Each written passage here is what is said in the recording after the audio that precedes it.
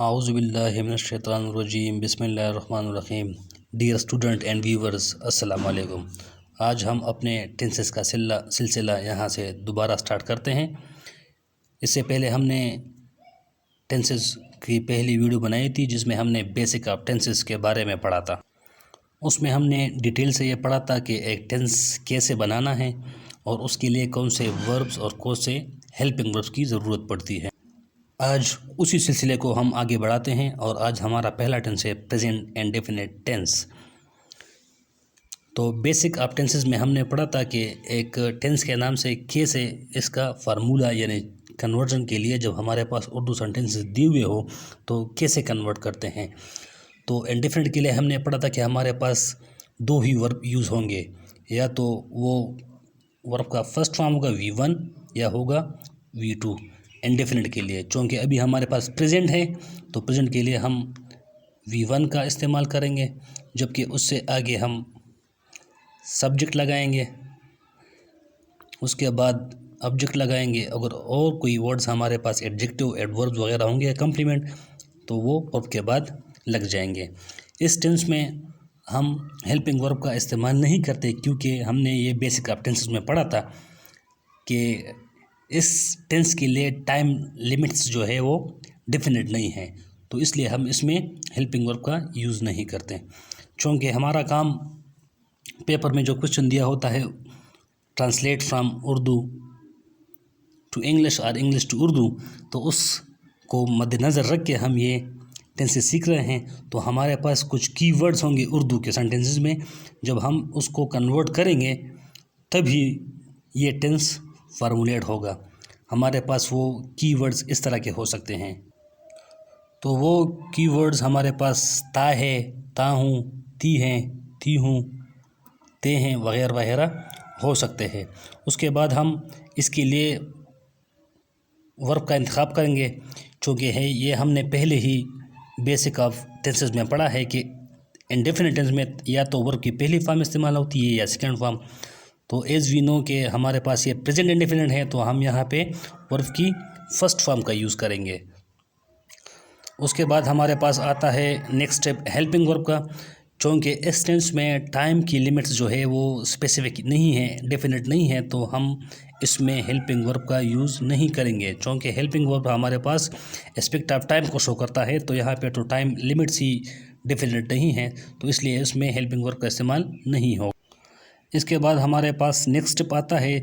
चूँकि हम ये एक्टिव सेंटेंसेस ट्रांसलेट कर रहे हैं तो इंग्लिश में जितने सेंटेंसेस होते हैं तो इस तरीके से लिखे होते हैं। पहले उसमें सब्जेक्ट होता है, फिर हेल्पिंग वर्ब, फिर मेन वर्ब, फिर ऑब्जेक्ट। ऑब्जेक्ट की जगह और वर्ड्स भी हो सकते हैं, complement, adverbs, adjective, etcetera etcetera. इस टेंस में हम जब इसको बनाएंगे तो पहले हम सब्जेक्ट लिखेंगे। चूँकि हमारे पास हेल्पिंग वर्ब नहीं होता तो हम हेल्पिंग वर्ब का यूज़ इसमें नहीं करेंगे, और फिर मेन वर्ब की जगह हम उसका first form of the verb use करेंगे, और फिर ऑब्जेक्ट या कम्प्लीमेंट या एडजेक्टिव्स वगैरह आएंगे। उसके बाद हमारे पास इसमें हम कुछ वर्ड्स का एडिशन करते हैं, जिस तरह एस और ई एस है। तो ही, शी, इट या सिंगुलर नेम्स जो है थर्ड पर्सन, उसके साथ हम एस या ई एस का इस्तेमाल करेंगे। चूँकि ये सिंगुलर्स हैं तो हम वर्ब को सिंगुलर बनाने के लिए एस या ई एस का इस्तेमाल करते हैं। बिल्कुल इसी तरह जिस तरह हम नाउन को प्लूरल बनाते हैं तो एस या ई एस का इस्तेमाल करते हैं, इस तरह वर्ब को जो हम सिंगुलर बनाएंगे तो एस या ई एस का इस्तेमाल करेंगे। यहाँ हमारे पास कुछ सेंटेंसेस दिए हुए हैं, लेट्स सी इसको ट्रांसलेट करते हैं।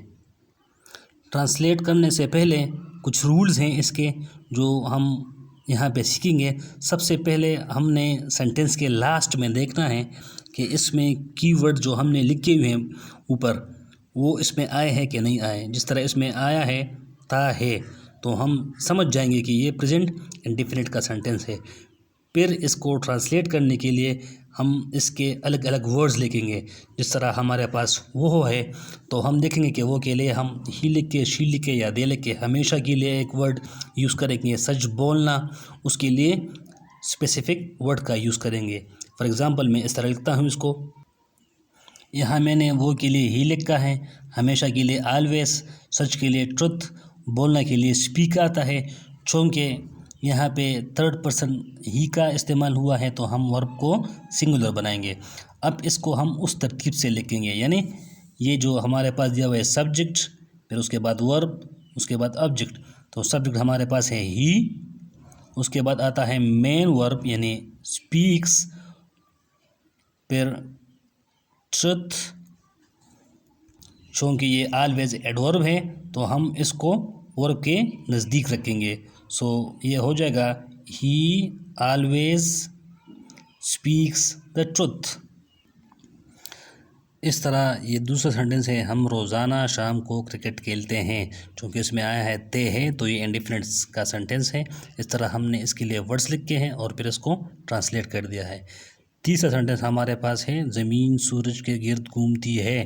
ती है इसमें आया है, इसके लिए हमने वर्ड्स लिख दिए हैं और इसको ट्रांसलेट कर दिया है।